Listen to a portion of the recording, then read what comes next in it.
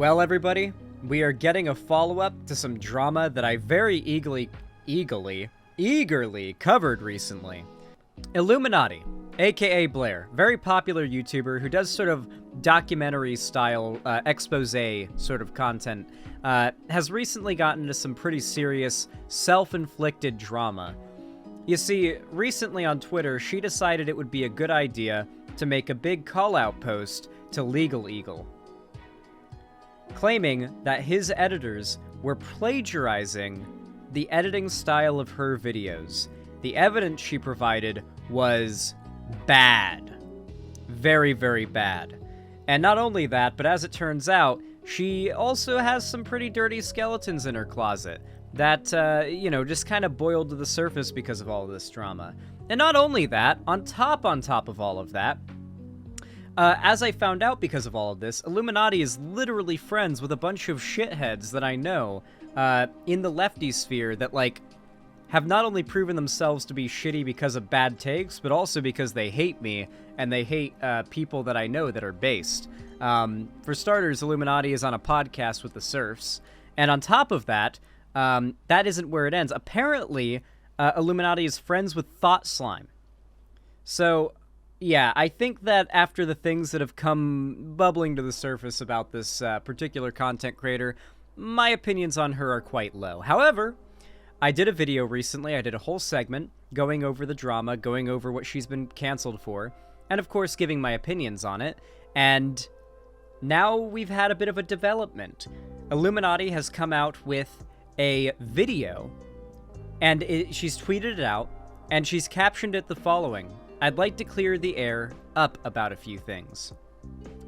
It's got 652 likes with 50 quote tweets, and I can't really see many of the replies, but a lot of them are positive and some of them are negative. It's really hard to say what the response to this has been.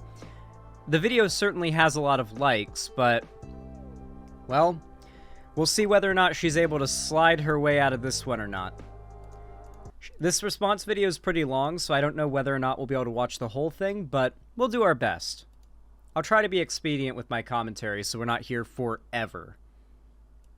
Hey everyone. Well, there's no really fun or interesting way to start this conversation, so you guys know what you're here for, and I'm just going to jump into it the way I know how to. So I'm sure, as all of you know, many things have been said about me in the past week and a half-ish, and I'm someone who often doesn't speak my side of things, and that's something that's also been noted. Just for kind of full transparency in this, I'm going to be working from some of my notes that I've written to accomplish two main things. The first is mainly to keep me on track with the subject matter and off of tangents. I know I like to go off on tangents and talk about various topics all the time, but this is not that time. The second reason is really just to keep my emotions in check. A lot of the things that I'm going to talk about in the most of this video, to be totally honest with you, are things kind of from the past. They involve old friends, people that I used to consider close friends and I used to trust and really enjoy spending time with, and kind of reopening a lot of these wounds is really painful.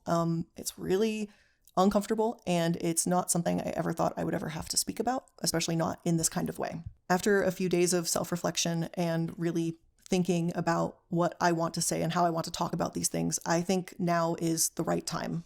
To be perfectly honest, I'm feeling pretty vulnerable to have this conversation with so many people and so publicly, especially since some of the things that I'm going to talk about today are really personal and things in my private life that should have never become content fodder. So let me try something new today, and I'm going to address these issues.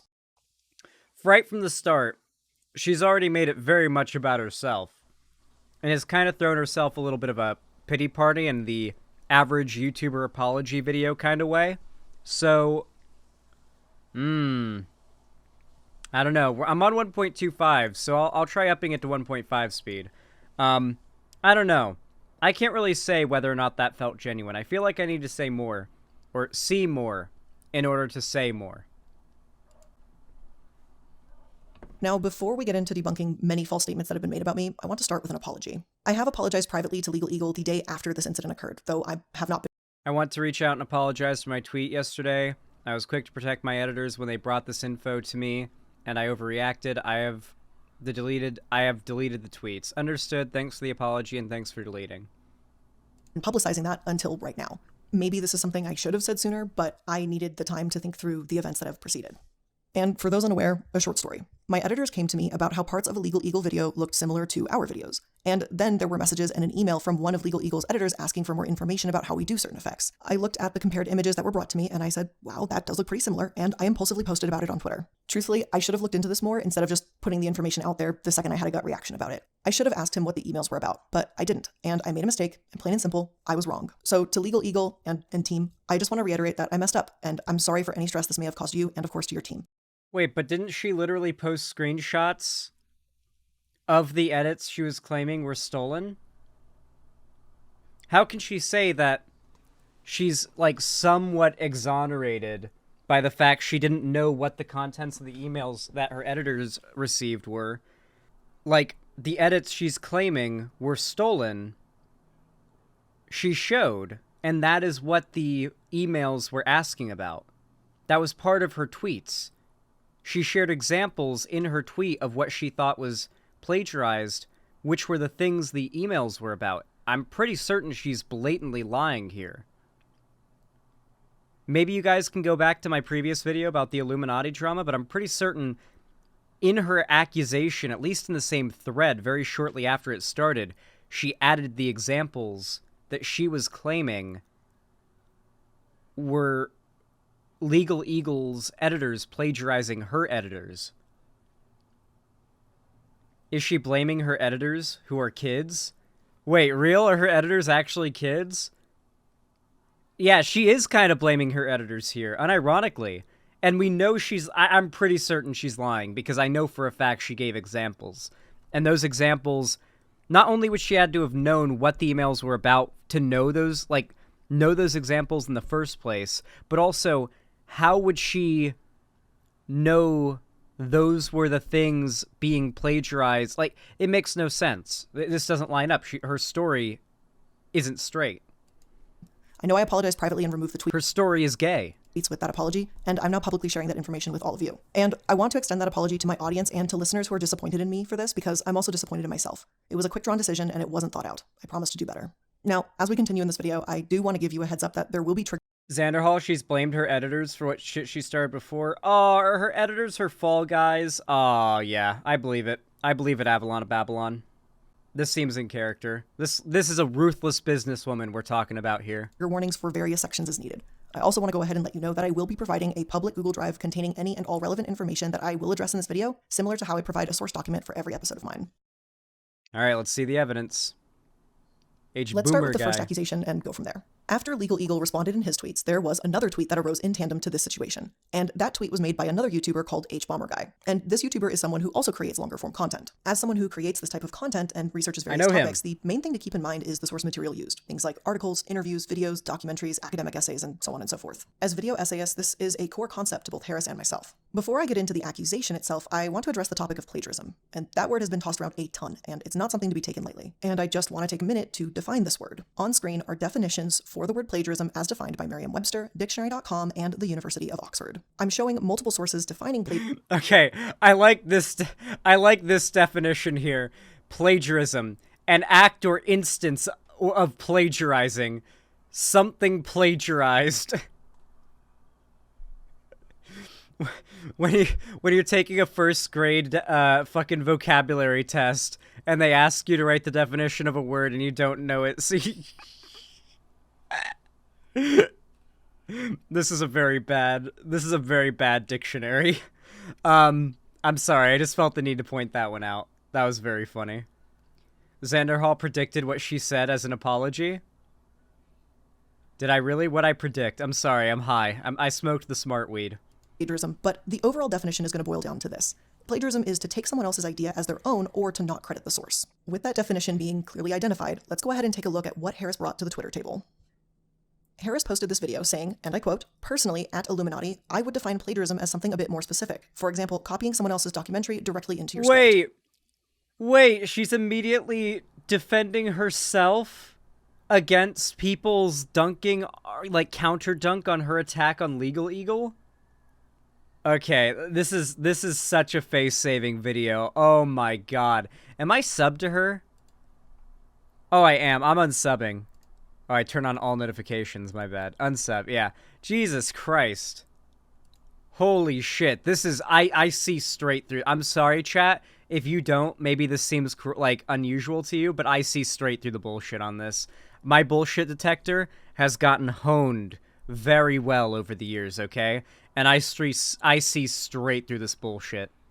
End quote. However, in his own video, he shows where I'm audibly quoting a direct line from the documentary, and even visually you can see it on the screen with the quotation marks. Additionally, you can even see the dual ellipses on either end of that quote, indicating that more of that source was being cited. When you go to my sourcing page for this particular episode, you can also see that the documentary is listed as a source. It has been 3 years since I posted this episode, and I've been really grateful to be able to continually learn and grow with time.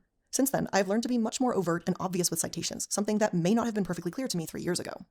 Yeah, but you still ripped the exact script of the documentary, even though you were quoting the documentary. But you don't rip quotes from documentaries for a video.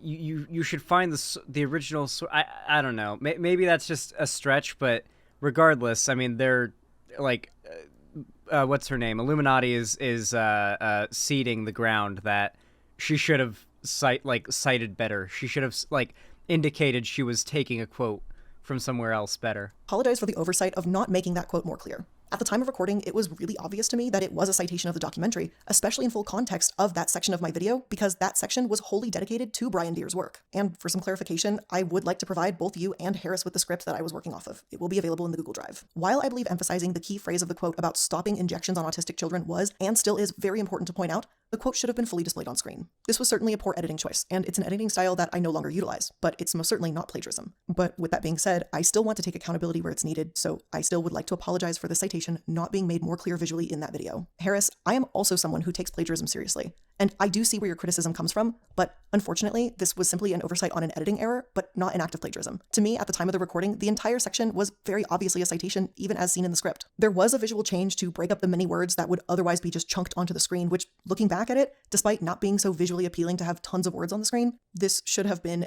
Xanderhall, this isn't even the only time she's plagiarized or been damn near close. I stopped following her after she had a video come out a week after someone else about the same thing, and then started shit-talking the original creator. Aw, fuck. Yeah, that sounds about right. Ego. Big ol' clout YouTuber ego. Xanderhall, I don't agree with her takes in this video, but I'm staying subscribed because from what I can see, what I've seen, her takes in other videos are pretty much always correct. Listen, I don't really judge you if you decide not to unsubscribe. My point is, like, I do think it's cringe to try to, like, justify it by defending her morally. Like, just say you enjoy her content and this doesn't really bother you that much.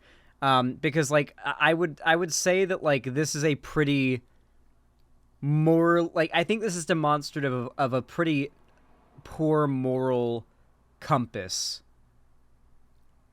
fundamentally speaking.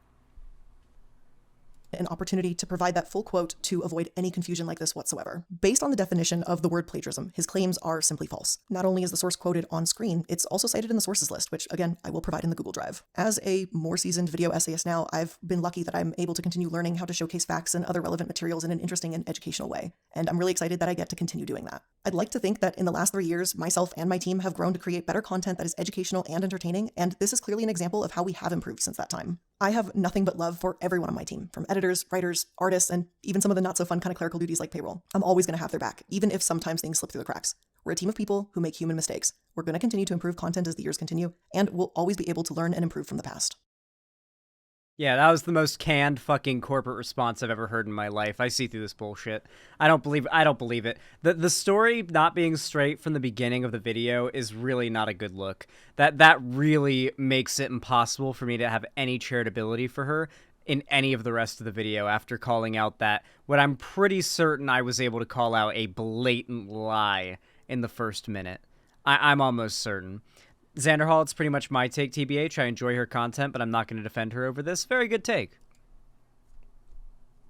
Before I address any one person individually, I want to kind of cover everything in a general and broader scope regarding Sad Milk. Sad Milk was a collaboration channel started by 6 friends in 2020. It was kind of essentially group Reddit readings and just looking at cringe things online and reacting to it. It was no big deal on the surface. This channel and this project was just meant to be something goofy, easy, and kind of cringy, but a shared channel that we could all get a kick out of. It was just supposed to be a bunch of friends hanging out, reacting to funny images, and just having a good time together. I mean, the channel name was literally called Sad Milk, so it wasn't really something that anyone was taking too seriously. Discussing Sad Milk now in current day is always a little bit bittersweet for me. It was a fun project among friends that turned sour. The issues I'm about to address cost me some of my closest milk pun. friends at that time. When the Sad Milk channel was formed, I initially took the lead and I made the channel, I made the Discord, I got my mods from my server to help run the new Discord, I hired and managed video editors to help us produce more content. I was the one who was sourcing the topics and files for each video, and I was the one who had set the schedules for recording too. The reality of the situation was this: with creators in different time zones, it was logistically pretty hard to get everyone together at one place in one time. We tried to do it organically multiple times, but unfortunately someone would always end up missing from the recordings. There's a lot of work behind the scenes that goes into a YouTube channel, and I bore the brunt of it for this project. And it wasn't something that I was doing to have total control, as some members have suggested. I managed the schedules and the editors because it was just something that needed to be done. People weren't stepping up to the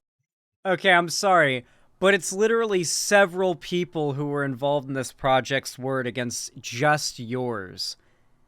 I mean, maybe she'll prove me wrong by bringing up some other people who were involved's word to back her up, and this can be less of a they said, she said situation. But when it's they said, she said, I'm going to believe them, okay? Because, yeah... you know, like, none of the evidence she's provided indicates that she wasn't trying to take control of everything. It's just her trying to show that she did a lot for the project. Xanderhall Wonder is based and was treated horribly by Illuminati. Don't believe her at all. I do not. Believe me, Cherry, I do not. My bullshit detector is honed at this point, okay? the plate, and I did, and I ultimately bit off more than I could chew. It was a lot of work, if we're being honest, and I was beginning to burn out pretty quickly. Had I known how I would have been treated through this channel and afterwards, I never would have joined this project. Essentially, everyone in the group had two main responsibilities for Sad Milk. The first was that you had to show up to the scheduled recording, and the second was you had to pay your portion of the editor's fees as they arise. After the editors were paid, any earnings that were left in the channel were split into 6 equal pieces for each person. Since this was a project among friends, we all initially agreed to just split the earnings 6 ways, even though I was taking on some extra responsibilities. When it was time to pay the editors, I wasn't answered or told that they would just get it to me later. I had to do this at various points with Reached the credit limit, had a bunch of outgoing stuff for the company, and Sad Milk fell on the wrong side. It will transfer as soon as I check off the outstanding stuff when I get the paperwork in a couple days. Sorry for the delay. Hey man, so I understand to you that Sad Milk's finances are on the back burner for you, but unfortunately that's not the case for me. Wait, how does she think that makes her look good? Wait. The reason for that is that every time someone does not pay their bill, I am the one who fronts that money. Okay, this is a little bit more reasonable. At this point, it has been almost 2 months of me waiting for a company card from you to pay Sad Milk. Although I am not in dire financial straits, this is something that has been developing negatively in a personal sense with you. We both come from the same career background, which was an extremely heavy focus on accountability and planning, and I have had a deep respect for you in that regard, because of our previous similar career paths, which is why I find this situation all the more disappointing that you are the member of Sad Milk who is suffering from an inability to rectify their account with Sad Milk. At the end of the day, Sad Milk is a flow-through account, but this is so corporate. What the fuck? Okay, so from what I can tell, the clique is like having financial problems and isn't able to pay the portion that they're supposed to pay to go to the editors of their project channel, and is like, hey, I'm sorry, I can't pay it. Like, my financial situation is fucked. And Illuminati's like, corporate response, like, reaming you out. Like, okay, listen, I'm not saying that you're a bad person if you're not willing to do this. All I'm gonna say is, this has been my experience with like other YouTubers when it comes to doing collaboration like projects and stuff like that together, okay? I'm assuming the Clique is a much smaller YouTuber than Illuminaughtii. Illuminaughtii is a very big YouTuber who I'm imagining makes a pretty good amount of money and is pretty well off financially. She even says she's not hurting with funds. In every situation I've like seen where there was like a money spending venture where a more financially stable content creator than me was asking to do a collaboration, they were willing to pay for it if I wasn't like financially in the situation to provide the funds. When I went to the Texas Debate Con, I didn't have money for a ticket and accommodations for all that. The Modern Day Debates guy, fuck, I feel so bad that I'm forgetting his name right now because he's awesome as fuck. Fuck, why am I forgetting his name? James, yeah. James Kuntz, yeah.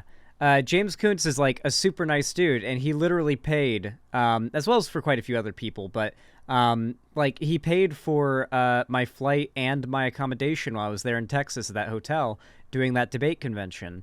You know, when I hang out with Vosh and Demon Mama and stuff, and we go shooting and whatnot, and we go out to eat afterwards, Vosh pays for dinner, and he's very nice to do so and everything. But like, I mean, like it just seems bizarre to me to see a YouTuber like friendship of sorts in which the larger, more financially well-off YouTuber is reaming out their smaller content creator friend who's in a like bad financial situation because they can't afford to pay that more successful, extremely financially stable content creator for a group project thing they're doing to like make mutually beneficial content. Like this feels really selfish for a content creator. Maybe the content creators I've met are just unbelievably kind and generous. Maybe Vosh and James Kuntz are just like really unusually nice and generous.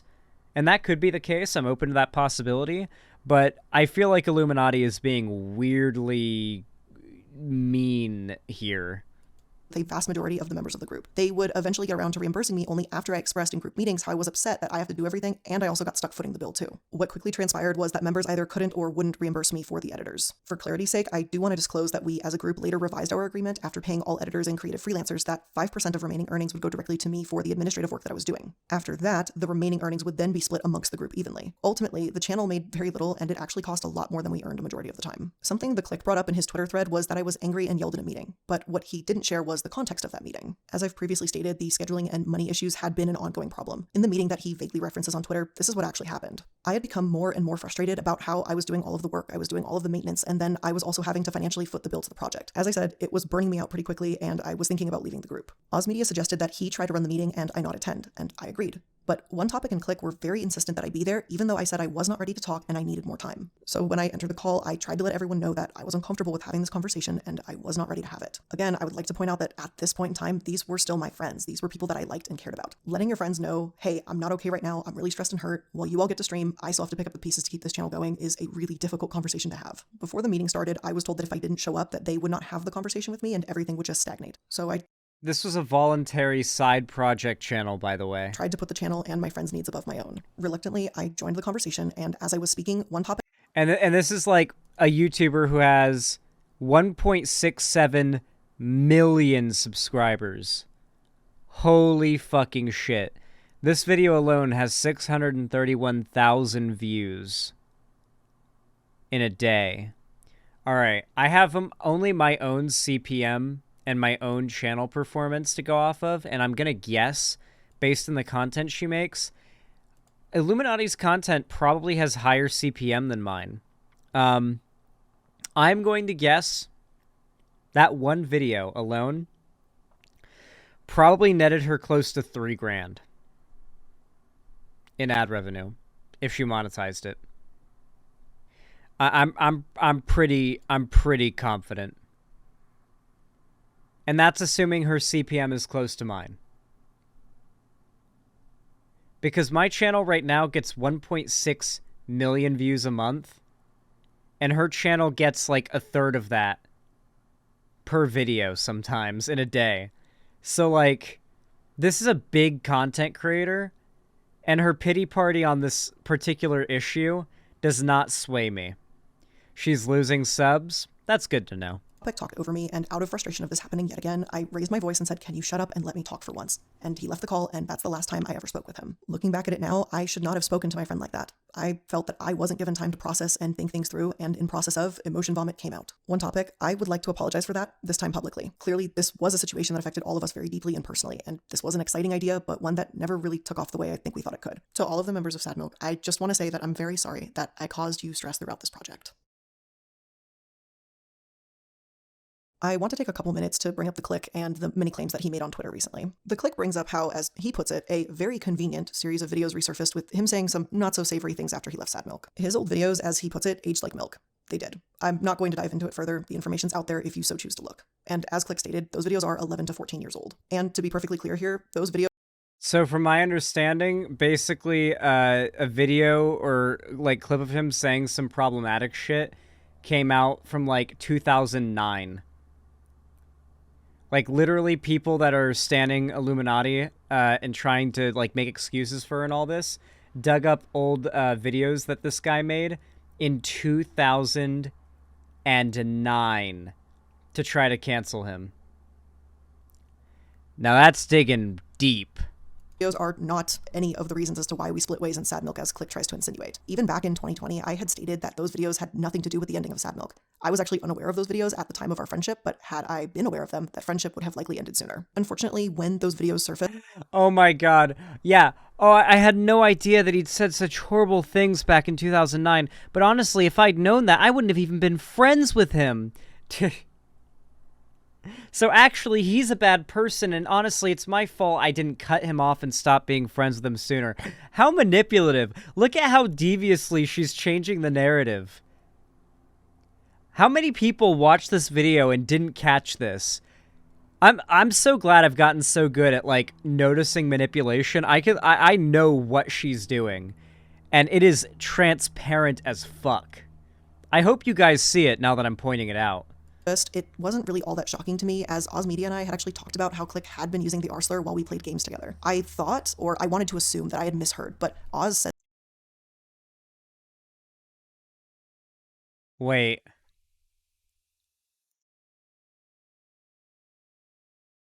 It was the R slur. They're talking about the R slur. That's the problematic thing he said in 2009. They're trying to cancel him for saying the R slur in 2009.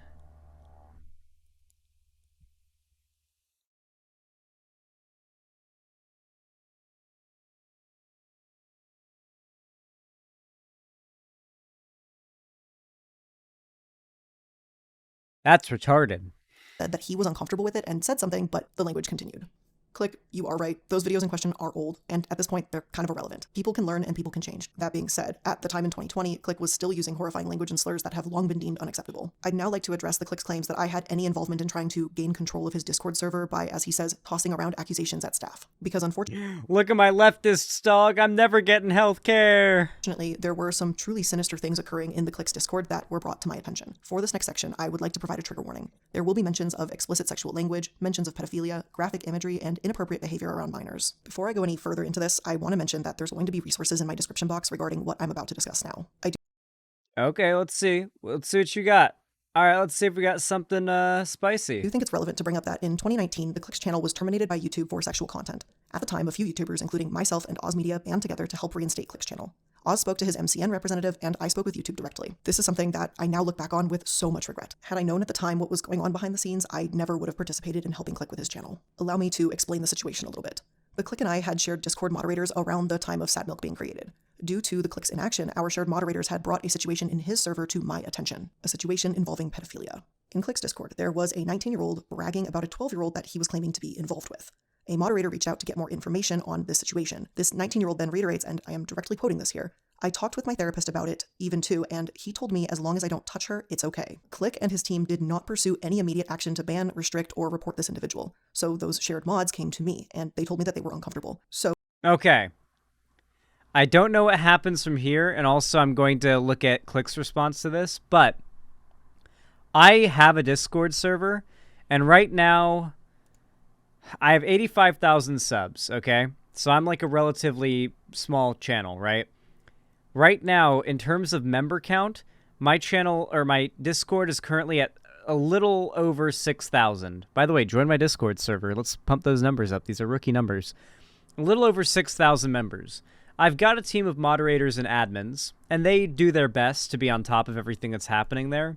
But for the most part, there is just no way that there can constantly be, like, a bunch of moderators or admins overlooking the chat. Like, every single chat in my Discord server. It's literally just not possible. And there have been cases where fucking weirdos and awful types have been able to last a little while in my community before somebody finally, like, decides it's worth pinging a mod or an admin and getting their attention and, like, an investigation happening and that person gets yeeted. Usually if I get pinged directly, I'll just, like, take the person's word for it, ban them, and then ask one of my moderators to investigate it. But typically my moderators try to be a little bit more, you know, innocent till proven guilty about it. But I don't have time. So I just do it, you know. I just fucking ban them, and I tell guilty until proven innocent, right? But yeah, that can happen. That definitely can happen without it being the fault of the content creator whatsoever. So we used this individual's ID number and we banned them from the SadMilk server and from my server, and we reported them to Discord's trust and safety team, who we hope did pursue this further. Then I went to contact Click to see what was going on, and it was mainly because I didn't want to believe that he would blow off someone clearly discussing such an inappropriate relationship. In fact, this was right off the heels of one of his admins sharing pornographic content to people that they knew were minors. One thing that I would like to point out here is how these users were pushing pornographic materials to a minor who explicitly states that their parent is in the room with them, so they were hiding their phone. I would like to point out that Well, that's fucked up, but that's one of the admins. Do they get fired? Or do they get unadmined? common tactic for abusers who are attempting to groom children is that they expose them to pornography and other sexual content in an attempt to desensitize the child. I'll provide Rain's page on grooming for further information. And if you're a child currently in a similar situation, I urge you to speak to a trusted adult or authorities. And again, resources will be provided below. Having to read these messages again still makes my stomach turn, even 3 years later. When Click didn't initially take action, I switched tactics with him, and I called one topic who was and still is, to my understanding. Hey, I don't mean to bother you, but can we talk soon? When you're free, I'm in a bit of a conundrum, and I don't know what to do. Yeah, what's going down? Can I call? GF is getting ready for work nearby. How sensitive is the topic? Very. It involves pedophilia. What's going on? ... In Click's server. Wait, this isn't even talking to Click. And Click knowing 19-year-old and 12-year-old convo was public in his server. Multiple members went to his staff that did nothing. My staff in there had to ban that person and tag their ID to Discord to report them. And this is on the heels of Click's admins sending BDSM tests to minor-aged mods. Sending BDSM tests to minor-aged mods. Okay, yeah. Oh, yeah. Hang on, I'll walk over to my mic rather than do this on my phone. Okay, ready. Call ended. Thank you, always. Okay, so this isn't Click, but okay. Understanding one of the Click's closest friends on social media. I got into a call with both of them, and I shared these files with them. And one topic opened the files, he was horrified, and he said, and I quote, "I've read one, and I don't want access to those screenshots." It was after this conversation that Click took action and reported and removed that individual from his server. I really wouldn't lightly make accusations like... What? It was at this point, after being revealed to him what was going on, that Click banned this person from his server. But the fact that it ever happened in the first place is really a negative reflection on his character. Wait, like, unironically, the second he actually got... Oh, yeah, he got, like, putting off for as long as possible that he was told what happened and then banned the person. This is such a fucking stretch. Yeah, this video is complete bullshit. She drew it out for that long for that. Yep, that's the intention, Cherry. It's so you would start filling your head with preconceived notions and maybe just kind of forget the actual truth and fly with your own assumption. This unless I had seen them for myself. And let me be abundantly clear here, I am not trying to accuse the Click of pedophilia, nor do I have any reason to believe that he could be a pedophile. However, he cultivated an environment that was a breeding ground for inappropriate behavior with minors to occur, and literally any big Discord server can do that. I'm sorry, but if you have a big group of people that are fans of your content in one community, and, like, there can be a chance of this happening, they handled it as soon as it was discovered that was happening. What? Like, by the way, they will go this far to accuse anybody of this that they don't like. Like, the fact that this woman's cool with, like, Thought Slime and the Surfs is a pretty indicative of, like, the fact that she's a woke scold, probably. They will, like, accuse you of harboring pedophiles if you have a Discord server with 6,000 members and your moderators don't notice that somewhere in that 6,000 member Discord server, like, some adult is grooming a minor. Not that, like, anybody at first glance would even be able to tell if two, like, users were, like, flirting with each other, what the ages of those users are. But, you know, apparently it's the fault of the content creator who's running the server with potentially hundreds or thousands of members, that literally every single bad thing that happens there isn't figured out. That's exactly what happened. Having our shared moderators approach me in my server about this very serious situation in his server was extremely uncomfortable, but something the moderation team felt needed action that was not being taken. Furthermore, referring to these shared moderators that we had as spies, as he said on Twitter, it only dismisses the fact that he allowed this sexually explicit language to occur around minors. He referred to them as spies, which only shows that he didn't really see any issue with the state of his server. Mark, I'm going to address you directly here. On your Discord server that had, and likely still has, minors present, you as an adult need to do the right thing and actually pay attention to what goes down in your server or ensure a team will take action against inappropriate behavior. How? You know what my Discord server did to ensure, like, the best it can that stuff like that doesn't happen, and even this doesn't guarantee it, is there's no NSFW allowed in the Discord, except for, like, I think there might be one chat where, like, certain NSFW joke memes, like memes and jokes that could be considered NSFW that you wouldn't want in like the general population are like posted, but you have to verify you're 18 plus to post there, I think. But even that might not exist anymore. But even then, like voice chats and fucking the general chats and stuff, like that kind of stuff is just gonna happen. You can't literally like spend 24 hours a day lording over your Discord. You can't have a mod team so big that there's always people like, watching over the Discord server and every chat that's there. And also, he banned the person when he found out. That is taking responsibility. She's literally like trying to blame him for somehow not magically making it so that no one who's an adult can talk to a minor in his Discord. Literally something that's impossible to do. I am sorry to those minors who were spoken to in such an inappropriate way. You were, and some of you likely are, still children. My nose is itchy. Adults should not be having sexually charged conversations with you or sharing sexually explicit photos with you. This is and always has been unacceptable. I will be providing links in the description box for a few resources for anyone who has been negatively impacted by these events. I did what I could, but I wish I could have done more, and I wish that the Click had more accountability of his own server. I also hope that since my falling out with Click, that he has learned from his past errors and worked to better himself. I hope that he and his current moderation team are holding themselves to a higher standard. The past 3 years have been challenging to all of us, and I think it's safe to say that living through a global pandemic has changed us in one way or another. Click. Nope, I'm done. I'm sorry. This is the most fake fucking bullshit I've ever seen. Holy shit. And I understand that living through a pandemic has changed a lot. Go fuck yourself. Go fuck yourself. I can't watch anymore. I'm sorry. I literally can't. That was the most preachy, transparently corporate response ever. I like how it starts out, like, her tone in the beginning is super apologetic. Like, all right, YouTuber apology. I'm going to be explaining myself and apologizing, and, like, slowly ramps up into, like, the stern, offensive defense. I see right through it. I see through it like glass.